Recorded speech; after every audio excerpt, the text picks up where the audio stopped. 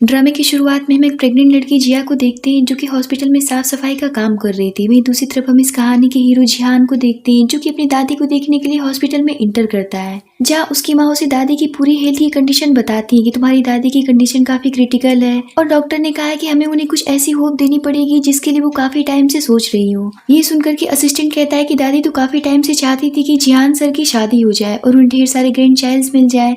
अगर बहुत शादी कर लेते तो हो सकता है कि दादी ठीक हो जाए। ये सुनकर के उसकी मदर की आंख चमक उठती है और वो कहती है कि अगर तुम दादी को वापस से जिंदा देखना चाहते हो तो जल्दी से ली फैमिली की बेटी से शादी करके अपना मैरिज सर्टिफिकेट उन्हें दिखा दो। हो सकता है कि तुम्हारी शादी देख करके वो खुश होकर के ठीक हो जाए। तभी जिहान की नजर जिया पर पड़ती है और उसे देख करके वो अपनी माँ से कहता है कि अगर बात सिर्फ दादी की जान बचाने की है तो क्यों ना हम इस लड़की को अपनी वाइफ बना करके दादी को दिखा दें, क्योंकि ये प्रेग्नेंट भी है। इसे देख करके दादी और भी ज्यादा खुश हो सकती है। मगर इस बात के लिए उसकी मदर बिल्कुल भी तैयार नहीं होती है, क्योंकि वो जिया और उसके फादर दोनों को ही जानती थी जो कि उन्हें बिल्कुल भी ठीक नहीं लगते थे। और वो जिहान से कहती कि लड़की तो बिल्कुल भी नहीं चलेगी, भले तुम किसी एक्टिंग करने वाली लड़की को पकड़ करके ले आओ। इधर एक आदमी जिया से अपना बकाया पैसा मांग रहा होता है तो जिया उससे कहती कि अगर मेरे पास पैसे होते तो मैं यहाँ पर क्लीनिंग का काम क्यों कर रही होती। मैं एक बहुत ही निहायती मजबूर और गरीब किस्म की लड़की हूँ, प्लीज मुझे माफ कर दीजिए। मगर वो आदमी कुछ समझने के लिए तैयार नहीं होता है और वो सोचता है कि पैसा ना सही, क्यों ना मैं इसी के साथ में कुछ कर लूँ। और यही सोच करके वो उसके साथ में बदतमीजी करने लगता है, जिसकी वजह से जिया गिरने ही वाली होती है। ये देख करके जिहान उसकी तरफ दौड़ पड़ता है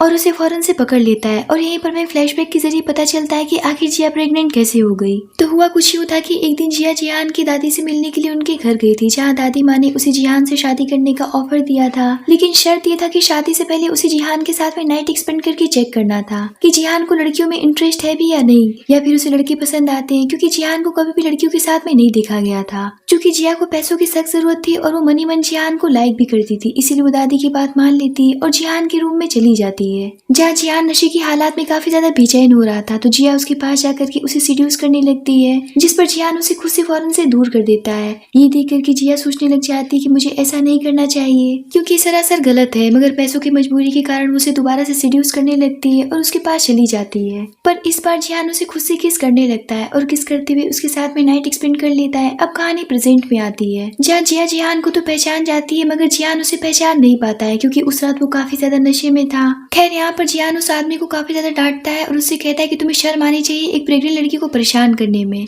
और यहाँ पर वो उसे अपने गार्ड से पकड़वा करके हॉस्पिटल से बाहर फिकवा देता है और जिया से पूछता है कि तुम ठीक तो हो ना। तो वो कहती कि मैं ठीक हूँ। जहाँ जिहान उससे कहता है कि देखो मैं तुम्हारी मदद करना चाहता हूँ, बदले में तुम्हें मेरे लिए कुछ करना पड़ेगा। तभी वहाँ पर उसकी मदर आती है और कहती कि मैंने तुमसे कहा ना कि मैं इस लड़की को नहीं चाहती हूँ। तो जिहान कहता है कि अभी हमारे पास में इसके अलावा कोई दूसरा ऑप्शन नहीं है। इतने पर वहाँ पर एक नर्स भागती हुई आती है और कहती कि जल्दी से चलिए, दादी की हालत बहुत सीरियस है, शायद उनका अंतिम समय आ गया है। ये सुनकर के सभी लोग अंदर भागते हुए चले जाते हैं, जहाँ जिहान दादी से बात करने की कोशिश करता है, पर दादी कोई भी रिएक्ट नहीं कर रही होती है। ये देख करके सबको ऐसा लगने लगता है कि वो चली गई। इतने पर जिया आगे बढ़ती है और दादी से बताती है कि वो जिहान के बच्चे के साथ में प्रेग्नेंट है, और उसकी बातों पर यहाँ पर कोई भी यकीन करने के लिए तैयार नहीं है, क्योंकि दादी सिर्फ जिया को जानती थी। इसीलिए वो उनसे उठने के लिए कहती है और कहती कि उठ करके सबको बता दीजिए कि आप मुझे जानती हैं। जिया के टच से और उसकी बातें सुन करके तो दादी की नब्ज चलने लगती है। ये देख करके सभी खुश हो जाते हैं, जहाँ डॉक्टर चेक करके बताते कि अब घबराने की कोई भी बात नहीं, दादी अब खतरे से बाहर है। ये सुन करके सब लोग और भी ज्यादा खुश हो जाते हैं, जिसके बाद जिया वहाँ से बाहर चली जाती है, जहाँ जिहान भी उसके पीछे भागता हुआ जाता है और उसे रोकता है। तभी उसकी मदर भी वहाँ पर आ जाती है और जिहान से कहती कि दादी जिया की आवाज सुनकर के होश में आ गई, कहीं ये बात सच तो नहीं कि इसके पेट में पल रहा बच्चा तुम्हारा ही है। तो जिहान कहता है कि माँ आपको ये बात अच्छी तरीके से पता है कि मैंने आज तक किसी लड़की को नहीं छुआ है, फिर ये मेरा बच्चा कैसे हो सकता है। उसकी बातें सुनकर के जिया समझ जाती कि जिहान को उस रात के बारे में कुछ भी याद नहीं है, और यहाँ पर वो सोचने लग जाती कि बात मैं ही इन्हें बता सकती हूँ कि ये बच्चा इन्हीं का है। पर फिर वो सोचती कि ऐसा करने से ये लोग मुझे लालची समझ लेंगे और इन्हें लगने लगेगा कि मैं पैसों के लिए उनसे झूठ बोल रही हूँ। जिया भी ये सब सोच ही रही होती। इतनी पर जिहान उसे अपना कार्ड देते हुए कहता है कि आज तुम्हारी वजह से मेरी दादी जिंदा है, इसीलिए मैं तुम्हारी पूरी जिम्मेदारी लेता हूँ जब तक कि बच्चे का जन्म नहीं हो जाता है। तो जिया कहती कि मैं इस काम के बदले आपसे पैसे नहीं ले सकती हूँ, क्योंकि जिस काम के आप मुझे पैसे दे रहे हैं वो इंसानियत का है,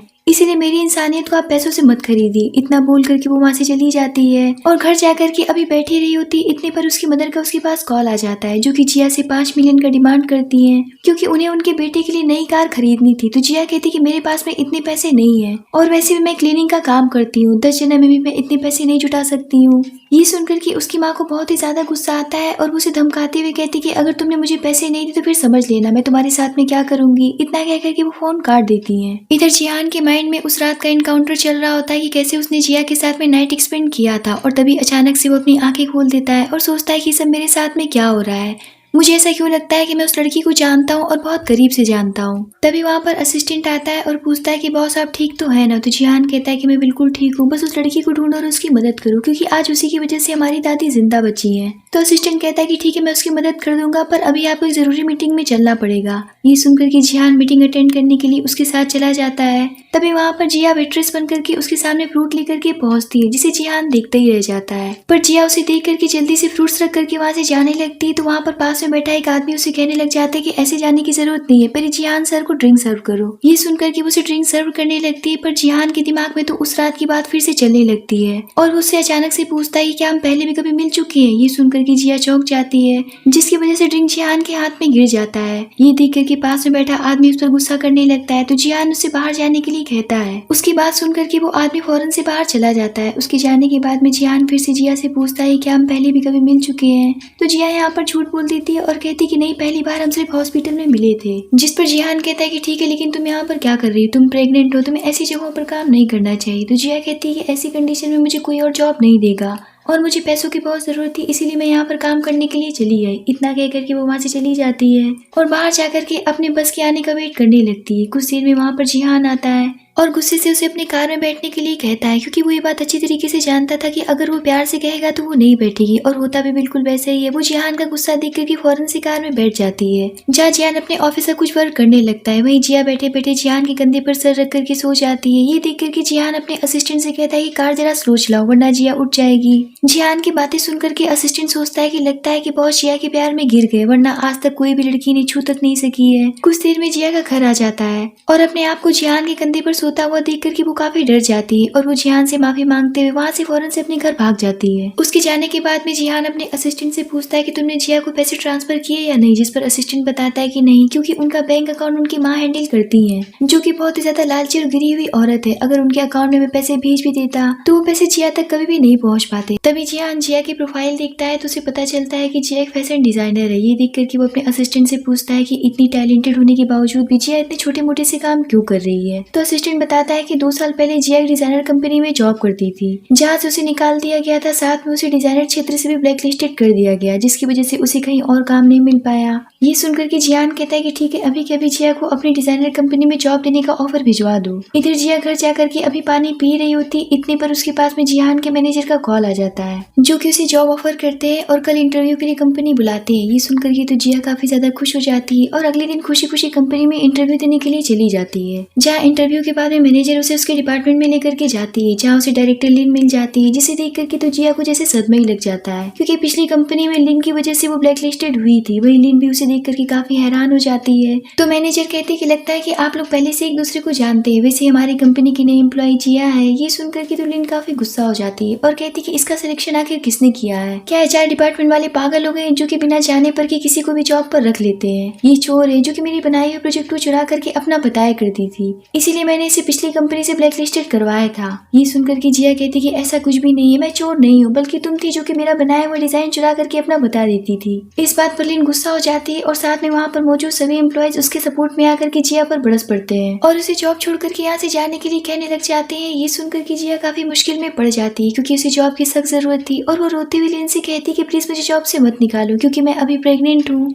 इसीलिए मुझे इस जॉब की सख्त जरूरत है। तो लिन कहती कि ठीक है अगर तुम यहाँ पर जॉब करना चाहती हो तो नील डाउन होकर के मुझसे माफी मांगो, उसके बाद में मैं सोचूंगी। क्योंकि जिया मजबूर थी और उसे नौकरी की जरूरत थी इसीलिए वो नील डाउन होने के लिए अपने घुटनों को फोल्ड करती है। इतने पर वहाँ पर जिहान आकर के उसे थाम लेता है और सबसे पूछता है कि आखिर ये सब यहाँ पर क्या चल रहा है, तुम लोग इसे क्यों परेशान कर रहे हो। ये देख कर के लिन इतराते हुए कहने लग जाती है कि देखो ना HR डिपार्टमेंट वालों ने बिना इसकी प्रोफाइल चेक करे इसे जॉब पर रख लिया है। तो जिहान कहता है कि इसे मेरे कहने पर यहाँ पर रखा गया है, अब अगर बात समझ में आ गई हो तो अपना मुंह बंद रखो और सबके सब अपने काम पर लग जाओ। और हाँ, अब से अगर किसी ने भी जिया को बुली करने की कोशिश की तो मैं उसे तुरंत तुरंत जॉब से निकाल दूंगा। ये सुनकर के सभी के सभी वहाँ से भाग खड़े होते हैं। सबके जाने के बाद में जियान जिया से कहता है कि आगे से अगर तुम्हें कोई भी परेशान करता है तो तुम सीधा मुझे आकर के बताओगी। ये सुनकर के जिया अपनी सीट पर जाकर के शांति से बैठ जाती है। तभी वहाँ पर असिस्टेंट भागता हुआ आता है और बताता है कि हम लोग दादी से मिलने के लिए हॉस्पिटल जाने वाले थे, लेकिन आप है कि अब तक यहीं पर है। ये सुनकर के जियान उसके साथ में हॉस्पिटल चला जाता है, जहाँ उसकी मदर उसे दादी की पूरी कंडीशन बताती है और कहती है कि अभी तक दादी पूरी तरीके से होश में नहीं आई है, पर नींद में वो कभी कभी तुम्हें और तुम्हारे बच्चे को पुकारती रहती, इसलिए तुम्हें उनके साथ में कुछ देर रहना चाहिए। इतना कहकर के वो वहाँ से चली जाती है। उनके जाने के कुछ देर बाद ही दादी होश में आ जाती है और होश में आती है वो सबसे पहले पूछती है कि मेरी बहू और मेरा पोता कहाँ है। जिस पर जियान दबे हुए आवाज में दादी को पूरी सच्चाई बता देता है कि वो प्रेग्नेंट गर्ल आपकी बहू नहीं है, मैंने उसे आपकी जान बचाने के लिए हायर किया था। जिस पर दादी कहती कि बकवास बंद करो, वो मेरी बहू है और उसके पेट में पल रहा बच्चा भी तुम्हारा है। ये सुनकर के तो जियान चौंक जाता है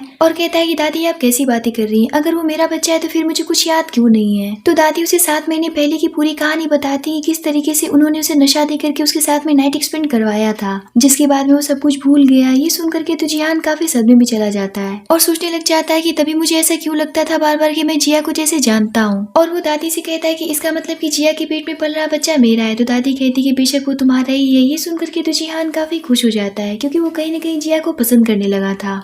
तभी वहाँ पर असिस्टेंट भागता हुआ आता है और कहता है कि गजब हो गया, डायरेक्टर ली ने जिया को सनफ्रैंक ग्रुप में प्रोजेक्ट दिखाने के लिए भेज दिया है। और आप ये बात तो अच्छी तरीके से जानते हैं कि वहाँ का प्रेसिडेंट वांग कितना बड़ा ठरकी और चरित्रहीन किस्म का आदमी है। ये सुनकर के तो दादी काफी परेशान हो जाती है और जियान से कहती कि जल्दी से जाकर के मेरी बहू को बचाओ, इससे पहले कि वांग उसके साथ में कुछ गलत कर बैठे। ये सुनकर के जियान फौरन से भागता हुआ वांग के ऑफिस निकल जाता है। इधर जिया वांग के ऑफिस में पहुंचती है, जहाँ वांग पहले से किसी लड़की के साथ में जबरदस्ती कर रहा था, जहाँ वो जिया को देख करके उस लड़की को छोड़ देता है और जिया से पूछता है क्या बात है। तो जिया उसे अपना प्रोजेक्ट दिखाती है, जिसे देख करके वांग उससे पूछता है क्या तुम्हें डायरेक्टर ली ने यहाँ पर भेजा है। तो जिया कहती है कि हाँ। ये सुनकर के वांग उस प्रोजेक्ट को फेंक देता है, जिसके बाद में वो जिया के साथ में बदतमीजी करने पर लग जाता है। इतने में वहाँ पर वांग की मोटी वाइफ अपने गार्ड्स के साथ में इंटर करती है, जिसे देख करके तो वांग का खून ही सूख जाता है और वो उसके सामने मिमियाते हुए कहने लग जाता है कि देखो ना बेबी, ये गर्ल मुझे आकर के यहाँ पर सीड्यूस कर रही थी। इस बात पर उसे काफी ज्यादा जिया के ऊपर गुस्सा आता है और वो उसे मारने पीटने लगती है। तभी उसकी नजर जिया के पेट पर पड़ती है और वो वांग की तरफ गुस्से से देखते हुए पूछती है कि इसके पेट में किसका बच्चा है, कहीं तुम्हें तो इसे प्रेग्नेंट नहीं कर दिया है। ये सुनकर के जिया कहती है ऐसा नहीं है, आज मैं इनसे पहली बार मिल रही हूँ। पर मोटी को तो किसी की बातों पर यकीन नहीं आ रहा होता है और उसे अपने पति पर शक हो जाता है और वो वांग का कान पकड़ करके कहती कि अगर ये बच्चा तुम्हारा नहीं तो ये लो डंडा और इसका काम मेरे सामने ही तमाम कर डालो। अपनी बीबी के डर से वांग डंडा उठा लेता है, पर तब तक वहाँ पर जिहान आ जाता है, जिसे देख करके पति पत्नी दोनों का ही खून सूख जाता है। जहाँ जिहान वांग सहित उसकी बीबी को अच्छे से सबक सिखाता है, वहीं जिया भी बहते हुए पानी में अपना हाथ धो लेती है और मोटी को कई थप्पड़ जड़ देती है, साथ में वांग को भी अच्छे से लतिया देती है, जिसके बाद में वो खुद ही बेहोश हो जाती है, जिसे देख करके जियान उसे फौरन से हॉस्पिटल लेकर के भागता है, जहाँ डॉक्टर उसे चेक करने लगती है। तभी दादी वहाँ पर भागती हुई आ जाती है। तो जियान कहता है कि दादी आपको रेस्ट की जरूरत है और आप है कि यहाँ पर चली आई। तो दादी कहती है कि चुप हो जाओ, मेरा ग्रैंड चाइल्ड और बहू दोनों प्रॉब्लम है और तुम मुझे आराम करने के लिए कह रहे हो, मैं नहीं करती आराम। तभी डॉक्टर जिया को चेक करके बताती है कि घबराने की कोई बात नहीं है, जिया कमजोरी की वजह से बेहोश हो गई है। वहीं दादी जियान से कहती है कि देखो, मैं नहीं चाहती कि भविष्य में इस बात को लेकर के कोई टेंशन हो कि जिया के पेट में पल रहा बच्चा तुम्हारा है भी या नहीं, इसीलिए लगे हाथ अभी के अभी तुम अपना डीएनए मैच बच्चे से करवा लो। तो जिहान कहता है कि ऐसी कोई बात नहीं है दादी, मुझे आपकी बातों पर यकीन है। पर दादी इस बात के लिए बिल्कुल भी नहीं मानती है और डीएनए चेक करने के लिए भेज देती है।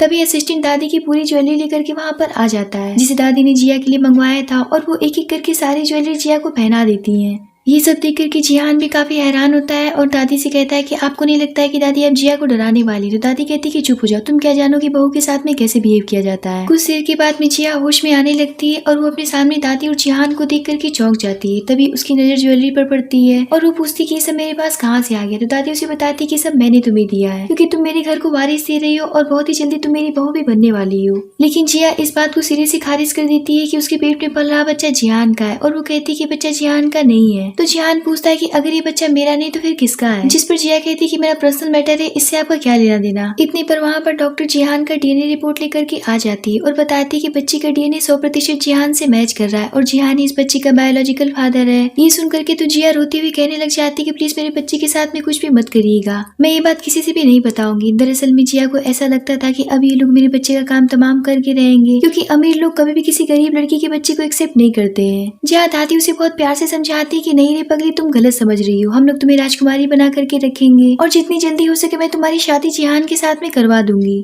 पर जिया इस बात के लिए भी राजी नहीं होती क्योंकि वो अमीरों की चकाचौंध वाली चोचलों में नहीं पड़ना चाहती थी। और दूसरी बात ये भी थी कि उसे किसी ने ऑफिस में बताया था कि जिहान की मंगेतर है और वो दादी से कहती कि पर मैंने तो सुना है कि जिहान का एंगेजमेंट हो चुका है और वो जल्दी उस लड़की से शादी करने वाले हैं। ये सुनकर के दादी उसे समझाती कि ऐसी कोई भी बात नहीं, सब अफवाह है, मेरा बेटा बिल्कुल सिंगल है और तुम ही इसकी वाइफ बनोगी। दादी का निश्चल प्रेम और भाव देख करके जिया जिहान से शादी करने के लिए तैयार हो जाती है। ये सुनकर के दादी भी काफी खुश हो जाती है और तुरंत जिया के लिए दूसरा गिफ्ट मंगवाती है जिसमें की प्रॉपर्टी के पेपर और लगभग 5 लग्जरी गाड़ियों की चाबीज होती है। ये सब देख करके तो जिया की आंखें फटी की फटी रह जाती हैं क्योंकि अब शुरू होता है प्रिंसेस ट्रीटमेंट। जहाँ हॉस्पिटल से निकलने के बाद में जिहान उसे मैरिज ब्यूरो लेकर के जाता है जहाँ दोनों शादी कर लेते हैं। वहाँ से निकलते वक्त जिया सोचती कि मैंने अपने सपने में भी कभी नहीं सोचा था कि मैं इतनी बड़ी घर की बहू बन जाऊंगी। तभी जिहान उससे कहता है कि अब से तुम मेरी लीगली वाइफ हो तो तुम मेरे साथ मेरे घर पर ही रहोगी। तो जिया कहती कि ठीक है, पर मेरा सामान मेरे घर पर है, मैं उसे लेकर के आती हूँ। जिस पर जिहान कहता है कि तुम मुझे लिस्ट बना करके दे दो कि क्या लाना है, मैं आदमियों को भेज करके मंगवा लूंगा। ये सुनकर के जिया खुश होकर के कहती कि थैंक्स प्रेसिडेंट जिहान। इस बात पर जिहान उसे अपने करीब खींच करके कहता है कि अब तो हमारी शादी भी हो चुकी है, क्या तुम मुझे अब भी प्रेसिडेंट जिहान ही कहोगी। इस बात पर जिया कहती कि नहीं और उसे बहुत प्यार से हबी कहती है और कहती कि पति वो सब तो ठीक है, पर मैं घर पर बैठने वाली लड़की नहीं हूँ, मुझे काम करके अपनी काबिलियत साबित करनी, इसलिए आप ऑफिस में किसी को भी मत बताइएगा कि हम शादीशुदा है। तो जिहान कहता है कि ठीक है, मुझे इस बात से कोई भी प्रॉब्लम नहीं है। जिसके बाद वो जिया को घर लेकर के चला जाता है जहाँ मेड्स लाइन लगा करके खड़ी रहती है। ये सब देख करके तो जिया काफी हैरान हो जाती है। तो जिहान उसे बहुत प्यार से अंदर ले जाता है और उसे सोफे पर बैठा करके खुद उसके जूते निकालने लगता है। तो जिया कहती कि मैं कर लूंगी। तो जिहान कहता है कोई बात नहीं, तुम प्रेग्नेंट हो, तुम झुक नहीं सकती हो। इतना कह करके उसके जूते को बहुत प्यार से निकालता है और उसे कंफर्टेबल स्लीपर्स पहनाता है और उसे आराम करने के लिए कह करके वहाँ से ऑफिस चला जाता है। और ऑफिस में जाकर के लिन से पूछता है कि आखिरकार किसने जिया को सनफेन ग्रुप में ठरकी बांग के पास में भेजा था,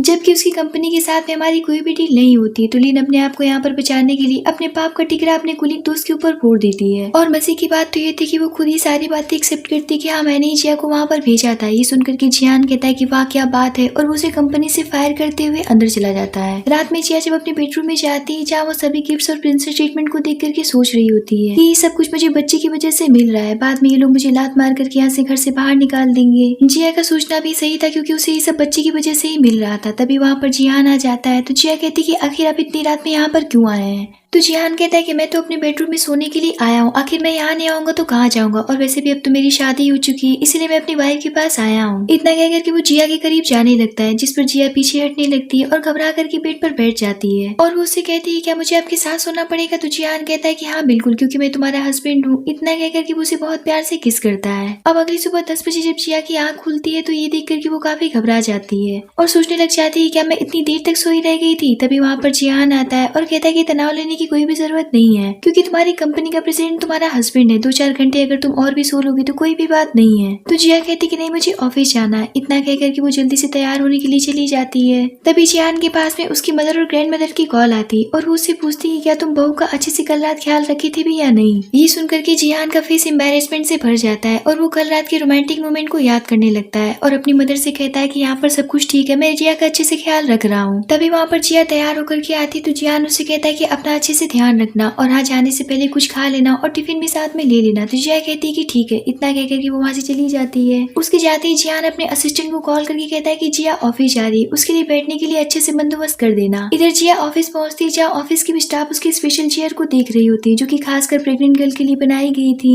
जिसे देख करके उसकी कुलीग उससे पूछती है कि मुझे नहीं पता था कि तुम इतनी रिच हो, वैसे ही कितने का लिया। तो जिया कहती है कि ऐसी कोई भी बात नहीं है, उतनी भी महंगी नहीं है, बस एक रेप्लिका है। तो वो कहती है कि दिखने में तो काफी महंगा लग रहा है, एक काम करो कि मुझे भी इसका ऑनलाइन लिंक भेज दो क्योंकि मुझे भी ऐसी चेयर लेनी है। यहाँ पर जिया बहुत बुरी तरीके से फंस जाती है और कहती है कि जहाँ से मैंने लिया था वो शॉप बंद हो गई। ये सुनकर के वो दोनों वहाँ से चली जाती हैं और कुछ दूर जाकर के दोनों आपस में बात करती है कि लगता है कि प्रेसिडेंट जिहान ने शादी कर ली क्योंकि मेरे एक रिश्तेदार हैं जो कि मैरिज ब्यूरो में काम करते हैं। उन्होंने जिहान सर को सर्टिफिकेट लेते हुए देखा था मगर उनके साथ में कौन सी लड़की थी वो उसे नहीं पहचानते थे। हो सकता है कि वही लड़की हो या फिर ये भी हो सकता है कि वो डायरेक्टर लिन हो। उनकी बातों से ऐसा लगता है कि उन्हें कंफर्म था कि जिहान ने शादी कर ली है, मगर किसके साथ में वो पता नहीं था। जिया भी उनकी बातें ध्यान से सुन रही होती, तभी वहाँ पर लीन आ जाती है और दोनों पर गुस्सा करते हुए काम पर ध्यान देने के लिए कहती है। जिसके बाद में वो जिया के पास जाकर के उसे बताती है कि मेरे दादाजी ने मुझे बताया है कि तुमने जिहान की दादी की जान बचाई है, जिसके बदले उन्होंने तुम्हें बहुत सारे पैसे दिए और यहाँ पर जॉब भी दिया। तो जिया कहती है हाँ, आपने बिल्कुल सही समझा, इससे ज्यादा और कुछ भी नहीं हूँ मैं उनके लिए। तो लिन कहती है और होना भी नहीं चाहिए। इतना कह करके वो वहाँ से चली जाती है। अब दोपहर के लंच टाइम पर जिहान की मेट जिया के लिए लंच लेकर के आती है। ये देख करके जिया काफी परेशान होने लगती है। तभी उसकी फ्रेंड उसे पूछ ही लेती है कि ये कौन है। तो जिया उसे बता देती है कि मेरी माँ है। ये सुन करके तो मेट भी चौंक जाती है। जहाँ जिया उन्हें समझाती कि आप भी तो मेरी माँ जैसी, क्योंकि आप भी मेरी माँ जितनी केयर करती हैं। तभी लिन उसे देख लेती है और वो मेट को देख करके पहचान जाती है कि ये तो जिहान की मेट वांग माँ है। और वो वांग माँ को देख करके उसका दिमाग पूरी तरीके से खराब हो जाता है और वो सोचती है कि जिया का कुछ तो करना पड़ेगा और कैसे भी करके इसे यहाँ से निकलवाना होगा। और यही सोच करके वो उसे डिजाइनर कंपटीशन में भाग देने के लिए एक प्रोजेक्ट देती है, जिस पर जिया कहती कि तुम कब से इतनी अच्छी होगी जो कि मेरे लिए इतना अच्छा सोचने लग गई, तुम भी तो ये काम कर सकती थी। तो लिन कहती कि पिछली बार तुम मेरी वजह से हार गई थी, इसीलिए इस बार मैं तुम्हें मौका दे रही हूँ। खैर जिया अपनी जिंदगी में कुछ करना चाहती थी, इसीलिए वो उस प्रोजेक्ट को ले लेती है। इधर जिहान असिस्टेंट से कहता है कि अभी हम लोग अपने डिजाइनर कंपनी में विजिट करने के लिए चलेंगे। तो असिस्टेंट कहता है कि लेकिन अभी तो आपका मिस्टर ली के साथ में एक जरूरी मीटिंग है और मिस्टर ली बहुत देरी से आपका वेट कर रहे हैं। तो जिहान कहता है कि करने दो, पहले हम लोग कंपनी चलेंगे और जिया को रिसीव करेंगे। जिसके बाद में वो दोनों अपने डिजाइनर कंपनी के पास जाकर के जिया के बाहर आने का वेट करने लगते हैं। मगर वेट करते करते काफी रात हो जाती है और सब लोग ऑफिस से घर की तरफ जाने लगते हैं, पर जिया अभी भी अंदर ही होती है। ये देख करके जिहान से रहा नहीं जाता है और वो ऑफिस के अंदर चला जाता है, जहाँ जिया अकेली बैठ करके डिजाइन बना रही थी। जिसे देख करके जिया पूछती कि आखिर आप यहाँ पर क्या कर रहे हैं। तो जिहान कहता है कि मेरी छोड़ो, तुम बताओ कि तुम यहाँ पर क्या कर रही हो। तो जिया उसे डिजाइनर कंपटीशन के बारे में पूरी बात बता देती है। ये सुनकर के जिहान पूछता है कि तुम्हें इस कंपटीशन में भाग लेने के लिए किसने कहा है। तो जिया बताती है कि डायरेक्टर लिन है। तो जिहान कहता है कि जबकि तुम ये बात अच्छी तरीके से जानती हो लिन किस टाइप की लड़की, फिर भी तुम उसकी बातों में आ गई। तो जिया कहती है कि मुझे पता है, पर मैं इस फैशन कंपटीशन में भाग लेना चाहती हूँ, क्योंकि पिछली बार मुझे धोखे से हरा दिया गया था और अभी मैं इसे बिना कंप्लीट किए घर नहीं जाऊंगी। ये सुनकर के जिहान भी वहीं पर बैठ जाता है और उसका डिजाइन देखने लगता है।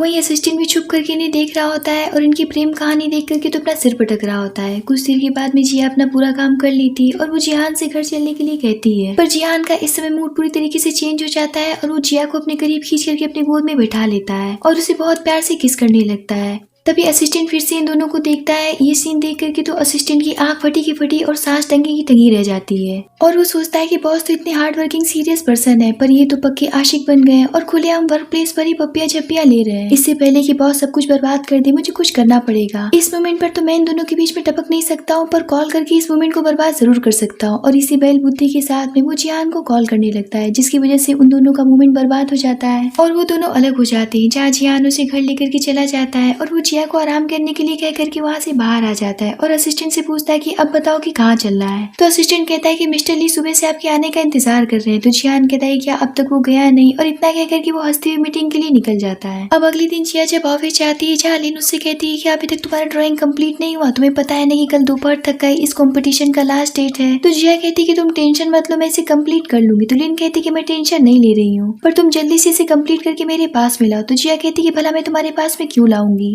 तो लिन कहती कि जब तक मैं तुम्हारी ड्राइंग का रिव्यू नहीं करूंगी तब तक तुम इसे जमा नहीं कर पाओगी। इतना कह करके वो वहाँ से चली जाती है। अब जिया बेचारी फिर से लेट नाइट तक काम करने लगती है और अपने डिजाइन को कंप्लीट कर लेती है। तभी वहाँ पर जियान उसे रिसीव करने के लिए आता है। तो जिया उसे अपनी पेंटिंग दिखाते हुए बताती है कि मैंने बहुत मेहनत करके इस पेंटिंग को कंप्लीट कर लिया है, पर लिन ने मुझसे कहा है कि इसे जमा करने से पहले वो इस पेंटिंग को देख करके रिव्यू करेगी और मैं जानती हूँ कि पिछली बार की तरह वो इस बार भी मेरे साथ धोखा करेगी। तो जियान कहता है कि तुम टेंशन मत लो, तब मैं तुम्हारे साथ में नहीं था, पर इस बार मैं तुम्हारे साथ में हूँ, तो तुम बिंदास होकर के लिन से रिव्यू करवा लो। ये सुनकर के तो जिया काफी खुश हो जाती है और अगले दिन वो पेंटिंग लेकर के लिन के पास जाती है, जहाँ लिन उसकी पेंटिंग पर एक मार्क बना देती और कहती कि अब ले जाकर के इसे जमा कर दो, जिस पर जिया उसे जा करके जमा कर देती। और अगले दिन जब जिया ऑफिस जाती, जहाँ उसकी कुलीग फ्रेंड सबको बता रही होती कि हमारी कंपनी ने डिजाइनर क्षेत्र में गोल्ड मेडल जीता है, जिसका पूरा श्रेय जिया को जाता है, क्योंकि जिया ने रात दिन एक करके इस डिजाइन को बनाया था। ये सुन करके तो जिया काफी खुश हो जाती है और अपने आप पर प्राउड फील करने लगती। इतने पर डायरेक्टर लिन वहाँ पर आती और कहती है क्या पागलों जैसी बातें कर रही हो, आखिर तुम मेरी डिजाइन को जिया का क्यों बता रही हो, कुछ भी अनाउंस करने से पहले एक बार पूरी डिटेल तो चेक कर लिया करो। इस बात पर वो गोल्ड मेडल के साथ में मिले सर्टिफिकेट को देखती है, जिस पर लिन का नाम लिखा हुआ था। लिन का नाम देख करके तो सभी लोग सन्न रह जाते हैं और जिया का तो पाँव तले से जमीन निकल जाते हैं। दरअसल में लिन ने खेला कर दिया था और पिछली बार की तरह इस बार भी उसके डिजाइन को अपने नाम करवा लिया था, क्योंकि डिजाइन जमा करने से पहले उसने पेपर पर अपना साइन मार्क कर दिया था। ये सुनकर के तो जिया सदमे में चली जाती है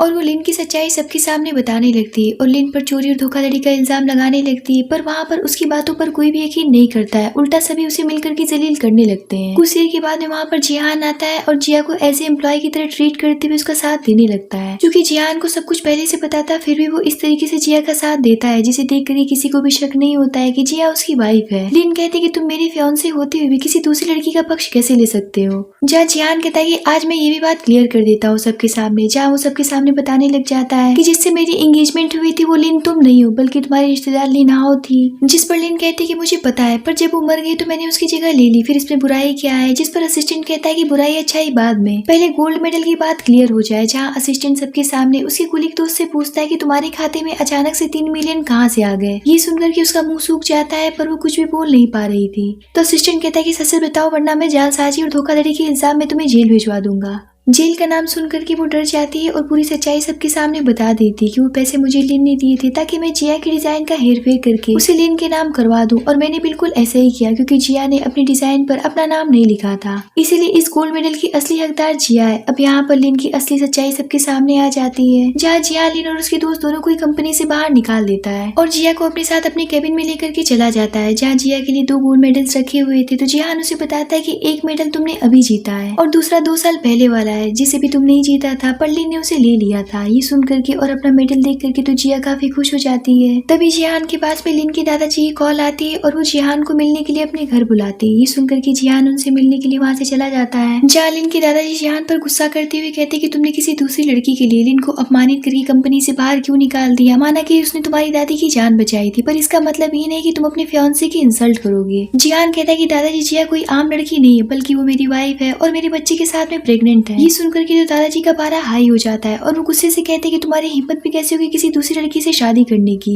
जिहान कहता है कि जब मेरी फियांसे लिन इस दुनिया में रही नहीं, फिर आप किस फियांसे की बात कर रहे हैं। ये सुनकर के दादाजी नरम हो जाते हैं क्योंकि वो समझ जाते हैं कि इसी सारी सच्चाई का पता चल चुका है। जिहान कहता है कि बेहतर ये होगा कि अब आप इस मैटर से अलग हो जाइए वरना ठीक नहीं होगा। इतना कह करके वो वहाँ से चला जाता है। कुछ देर के बाद में लिन अपने दादाजी के पास कॉल करके उनसे पूछती कि जिहान ने आपसे क्या कहा। तो दादाजी उसे पूरी बात बताते हुए कहते कि अब से तुम जिहान को भूल जाओ क्योंकि उसकी शादी जिया से हो चुकी है और जिया उसके बच्चे के साथ में प्रेग्नेंट है। मैं तुम्हारे लिए उससे भी कहीं ज्यादा बढ़िया सीईओ ढूंढ करके लाऊंगा। ये जान करके कि जिहान का जिया से शादी हो चुका है, लिन के गुस्से का कोई भी ठिकाना नहीं रहता है। अगले दिन जिया जब ऑफिस में होती है, जहाँ उसे लेकर के काफी सारी बातें चल रही होती कि आखिर इसका हस्बैंड कौन है। तभी वहाँ पर जिहान उसे रिसीव करने के लिए आ जाता है, जिसे देख करके सभी हैरान हो जाती है। तो जिया कहती कि प्रेसिडेंट जिहान आप यहाँ पर क्यों आए। तो जिहान कहता है कि ऑफकोर्स कि मैं अपनी वाइफ को लेने के लिए आया हूँ। वाइफ सुनकर के सबकी आंखें फटी की फटी रह जाती है और सबको यहाँ पर पता चल जाता है कि जिहान ही जिया का हस्बैंड है। जिसके बाद में वो दोनों एक दूसरे से बातें करते हुए घर जाने लगती हैं, जहाँ रास्ते में जिया जिहान से पूछती कि आपने हमारी शादी को पब्लिक क्यों कर दिया। तो जिहान कहता है कि ताकि तुम घर में रह करके आराम कर सको। तभी वहाँ पर असिस्टेंट भागता हुआ आकर के बताता है कि मिस्टर ली अपना टेक्नोलॉजी हमें देने के लिए तैयार हो गए हैं, इसलिए हमें जल्दी से उनके पास चल करके कॉन्ट्रैक्ट साइन कर देना चाहिए। ये सुनकर के जिहान जिया को घर जाने के लिए कह करके वहाँ से उसके साथ में चला जाता है। इधर जिया घर जा ही रही होती तभी उसके पास में उसकी मदर की कॉल आती है और वो उसे अपने पास बुलाती है। तो जिया कहती कि पर माँ आप तो गाँव में थी ना, फिर शहर कब आई। तो उसकी मदर कहती कि बकवास करना बंद करो, मैं परेशानी में फंसी हूँ, इसलिए मुझे जल्दी से रिसीव करने के लिए आ जाओ। जिया को लगता है कि उसकी माँ पैसों के लिए यहाँ पर आई है क्योंकि उन्हें 5 मिलियन की जरूरत थी, इसीलिए जिया उन्हें पैसे देने की नीयत से उनके पास चली जाती है। मगर उसकी माँ पैसे नहीं लेती, उल्टा उसे प्रेग्नेंट देख करके काफी ज्यादा गुस्सा हो जाती है क्योंकि उन्होंने उसे झांग के हाथों बेच दिया था जो कि उन्हें बहुत सारे पैसे दे रहा था। इतने में झांग वहाँ पर आ जाता है और जिया को देख करके उसकी हुस्न की तारीफें करने लगता है। ये देख करके उसकी मदर बहुत ही ज्यादा खुश हो जाती है और झांग से कहती है कि मिस्टर झांग मेरी बेटी प्रेग्नेंट है, क्या अब भी आप इसे शादी करेंगे। तो झांग कहता है कि हाँ मैं क्यों नहीं करूंगा। ये सुनकर के वो और भी ज्यादा खुश हो जाती है और कहती है कि चूंकि मेरी बेटी प्रेग्नेंट हो गई इसीलिए मैं आपको 5 मिलियन का डिस्काउंट देती हूँ और साथ ही इसके बच्चे का भी काम तमाम करवा दूंगी। ये सुनकर के जिया अपनी माँ के आगे गिड़गिड़ाने लगती है, पर उसकी मदर उसकी एक बात नहीं सुनती है और झांग उसके साथ में बदतमीजी करने लगता है। इधर जियान फ्लाइट में बैठने से पहले जिया को फोन कर रहा होता है, पर उसका फोन नहीं लग रहा होता है। तो वो असिस्टेंट से जिया की लोकेशन को ट्रैक करने के लिए कहता है, जहाँ असिस्टेंट को जिया की लोकेशन एक पुरानी बंद फैक्ट्री में मिलती है। ये देख करके वो दोनों काफी घबरा जाते हैं और फौरन से जिया के पास निकल जाते हैं और कुछ ही देर में मौके पर पहुंच करके जिया को झांग से बचा लेते हैं, पर चोट लगने की वजह से जिया के पेट में दर्द होने लगता है। तो जिहान उन सभी को अपने गार्ड्स के हवाले करके जिया को फौरन से हॉस्पिटल लेकर के भागता है। कुछ देर में असिस्टेंट भागते हुए वहाँ पर आता है और जिहान को बताता है कि झांग ने ये सब लिन के कहने पर किया है। तो जिहान कहता है कि ठीक है, झांग का स्टेटमेंट रिकॉर्ड करके उसे लिन के दादाजी को दिखाओ और उनसे पूछो कि इस बात पर वो लिन के खिलाफ क्या एक्शन लेंगे। ये सुनकर के असिस्टेंट वहाँ से चला जाता है। अब कुछ देर के बाद में डॉक्टर बाहर आती है और बताती है बधाई हो मिस्टर जिहान, आप फादर बन गए, लेकिन बेबी अभी डॉक्टर की निगरानी में क्योंकि वो थोड़ा वीक है, इसीलिए अभी आप उसे नहीं देख सकते हैं। ये सुनकर के सभी लोग काफी खुश हो जाते हैं। जिसके बाद में जिहान जिया से मिलने के लिए अंदर चला जाता है, जहाँ जिया घबरा करके उसे पूछती है कि मेरा बच्चा कहाँ है। तो जिहान बताता है कि वो अभी डॉक्टर की निगरानी में है क्योंकि वो थोड़ा सा वीक है।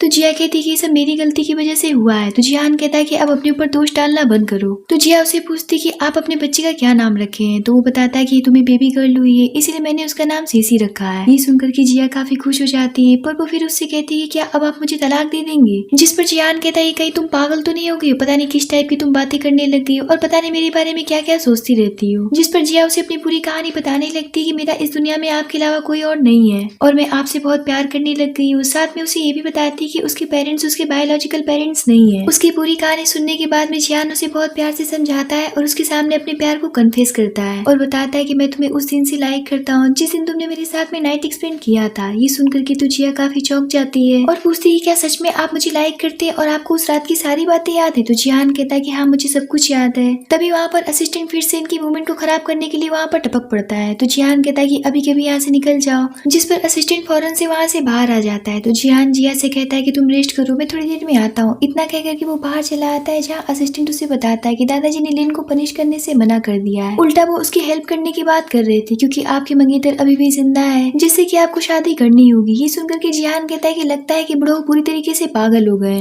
जो लड़की 8 साल पहले एक कार एक्सीडेंट में मर गई थी, भला वो जिंदा कैसे हो सकती। तो असिस्टेंट बताता है कि लेकिन उन्होंने साथ में ये भी बताया कि अभी कुछ दिन पहले लिन हाउ को पीच ब्लॉसम गाँव में देखा गया था। उस गाँव का नाम सुनकर के जिहान चौंक जाता है कि अभी भी जिया ने उसी गाँव का नाम उसे बताया था जहाँ वो बचपन में पली बड़ी है और जिसके साथ में वो रहती थी वो उसके बायोलॉजिकल पेरेंट्स नहीं थे। इसका मतलब ये तो नहीं है कि जिया ही उसके मंगेतर है, मगर वो अभी ये बात किसी को बताने से मना करता है और असिस्टेंट से कहता है कि जा करके इस मामले की अच्छे से जांच करो और इस मैटर को कंफर्म करके मुझे जल्दी से इन्फॉर्म करो। अगले दिन दादी उनकी प्यारी सी पोती से मिलने के लिए जाती है, जिसे पाकर के वो काफी खुश होती है और उसे खिला रही होती है। कुछ देर के बाद वहाँ पर जिहान भी आ जाता है। तो जिया अपनी बच्ची से कहती है कि देखो तुम्हारे फादर आ गए। इतना कहकर के वो बच्ची को जिहान को दे देती है। तो जिहान उसे पाकर के काफी खुश होता है और बहुत प्यार से उसे खिलाने लगता है और कुछ देर उसे गोद में खिलाने के बाद में सबको घर लेकर के चला जाता है और जिया से घर में रेस्ट करने के लिए कह करके ऑफिस निकल जाता है, जहाँ असिस्टेंट उसे अपनी जांच रिपोर्ट दिखाते हुए जिया की बचपन की फोटो दिखाता है। फोटो देखने के बाद में जिहान असिस्टेंट से कहता है कि एक बार जिया की फैमिली के साथ में उसका डीएनए टेस्ट करवा लो, जिससे कि ये बात कंफर्म हो जाए कि जिया ही लिन हाउ है। इधर लिन जिया से मिलने के लिए जबरदस्ती उसके घर में घुस जाती है और जिया को बताने लग जाती है कि मेरी कजन सिस्टर लिन हाउ अभी जिंदा है, इसीलिए जितनी जल्दी हो सके जिहान को तलाक दे दो। इस बात पर जिया उसे एक जोरदार थप्पड़ लगा देती है, जिस पर लिन भी उसे मारने के लिए आगे बढ़ती है, पर तभी वहाँ पर मेड वांग माँ आकर के उस पर चिल्लाने लगती है और उसे घर से निकल जाने के लिए कहती है। अब काफी ज्यादा जलील होने के बाद में लिन वहाँ से चली जाती है। कुछ देर के बाद में जिहान जब वापस लौट करके आता है तो वांग माँ उसे पूरी बात बताती है। तो जिहान पूछता है कि जिया अभी कहाँ है।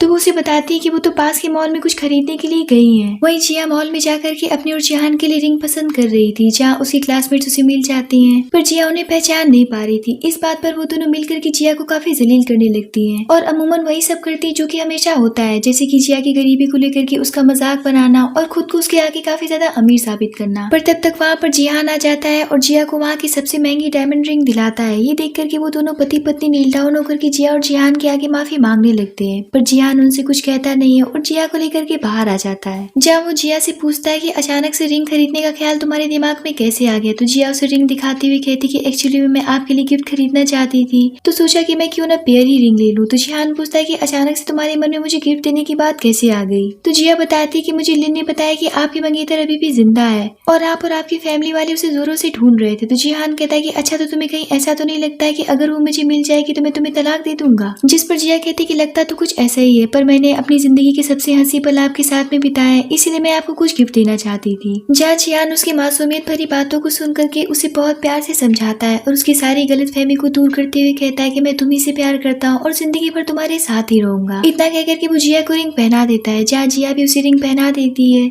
अगले दिन असिस्टेंट जियान के पास आता है और बताता है कि डीएनए रिपोर्ट आ गया है और खुशी की बात तो ये है कि जिया का डीएनए उसकी फैमिली वालों से मैच कर रहा है, यानी कि जिया ही लीन हाउ है। तो जियान कहता है कि अभी ये बात किसी को पता नहीं चलनी चाहिए, कल की पार्टी में मैं इस खुशी को पब्लिकली अनाउंस करूंगा। जिसके बाद हम लोग पार्टी का सीन देखते हैं जहाँ जियान जिया को बहुत प्यार से पार्टी में लेकर के जा रहा होता है। वही लीन भी होती है जो कि इन दोनों को देख करके काफी ज्यादा जल रही होती है। वही जियान सारे गेस्ट का स्वागत करते हुए सबको बताता है कि जिया मेरी वाइफ है। तभी लीन से रहा नहीं जाता है और वो कहने लग जाती है कि आखिर आप किसी और से शादी कैसे कर सकते हैं, जबकि आपके मंगेतर मेरी कजन सिस्टर लिन हाउ है। तो दादी कहती कि पर वो तो कब का मर गई, इसीलिए बात खत्म हो गई। तो लिन कहती कि अभी वो मरी नहीं, जिंदा है। इतने पर उसके फादर एक लड़की को लेकर के वहाँ पर आते हैं, जहाँ वो लड़की जियान को देख करके कहने लग जाती कि आप ही मेरे मंगेतर हैं, जिससे कि मेरी बचपन में शादी हुई थी। ये सुनकर के लिन जियान से कहती कि सुन लिया अब आपने, तो जिया को जल्दी से तलाक दे करके मेरी बहन से शादी करो। जिस पर जियान कहता है कि अगर ये लिन हाउ है तो एक बार अपने दादाजी को दिखा करके उनसे पूछ लो। तो उसके दादाजी उस लड़की को काफी संदिग्ध निगाहों से देखने लगते हैं और कहते कि ये लिन हाउ तो मुझे काफी बदली बदली सी लग रही है। जिस पर लिन कहती कि नहीं दादाजी, उसकी तबीयत खराब हो गई थी, इसीलिए वो काफी मोटी और बदसूरत हो गई है। जहाँ कुछ देर देखने के बाद में और समझने के बाद में वो यकीन कर लेते कि वही लिन हाउ है। तभी जियान बताता है कि दादाजी वो लिन हाउ नहीं बल्कि मेरी जिया ही लिन हाउ है। इतना कह करके वो सारे सबूत के साथ में जिया का डीएनए रिपोर्ट दादाजी को दिखाता है, जिसे देख करके दादाजी काफी इमोशनल हो जाते हैं। वही लिन और उसके फादर मिलकर के काफी ज्यादा बवाल कर रहे होते हैं। वही जिया भी सदमे में होती कि आखिर ये सब क्या हो रहा है और मैं कौन हूँ। जिस पर जियान उसे पूरी बात बताता है कि तुम्हारा कार एक्सीडेंट हुआ था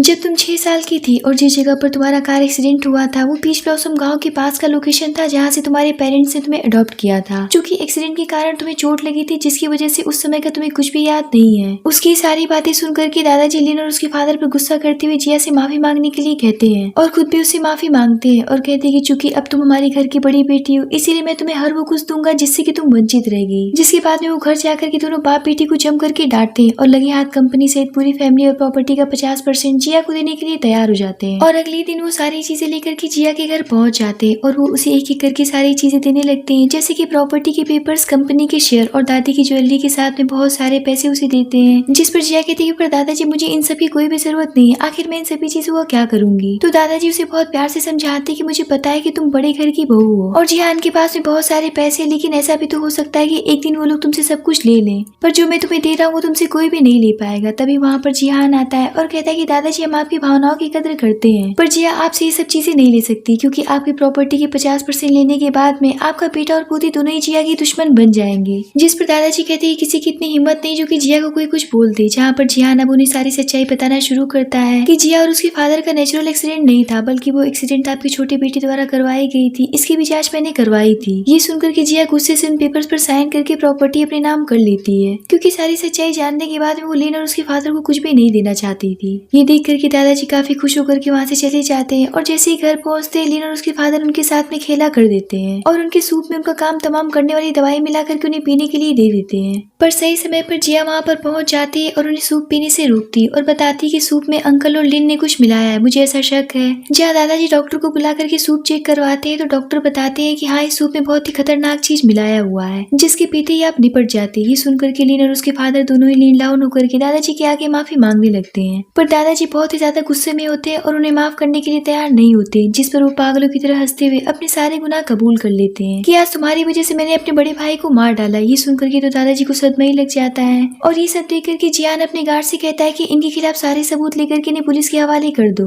जिस पर गार्ड लिन और उसके फादर को दोनों को ही पुलिस के हवाले कर देते हैं। वही दादाजी जिया को अपनी 100% प्रॉपर्टी का वारिस बना करके बेहोश हो जाते हैं, जहाँ उन्हें फौरन से हॉस्पिटल में एडमिट करवाया जाता है। अब अगले दिन जिया दादाजी से मिलने के लिए हॉस्पिटल जाती है, जहाँ दादाजी उससे कहते कि तुम हमारे ली ग्रुप के प्रेसिडेंट हो, फिर तुम जिन ग्रुप के डिजाइनर डिपार्टमेंट में काम करने क्यों जाती हो। तो जिया कहती है क्योंकि मुझे वो काम करना बहुत पसंद है, मगर मुझे मैनेज करना बिल्कुल भी नहीं आता है, पर आप टेंशन मत लीजिए, मैं अपने ली ग्रुप के लिए एक अच्छा मैनेजर हायर कर लूंगी। इतने में वहाँ पर जियान आ जाता है, जिसके बाद जिया उसके साथ में बाहर चली जाती है, जहाँ जियान कहता है कि अब तो तुम बहुत अमीर हो गई, तो तुम्हें अब इस गरीब की क्या जरूरत रहेगी। तो जिया कहती है कि मेरे लिए दुनिया के सबसे कीमती इंसान, कंपनी, और सब कुछ आप ही हैं, मुझे आपके अलावा कुछ भी नहीं चाहिए। ये सुनकर के जियान उसे सेम टू यू कहता है और बहुत प्यार से उसे किस करता है और इसी प्यारी सी किस के साथ में इस ड्रामे की पर हैप्पी एंडिंग होती है।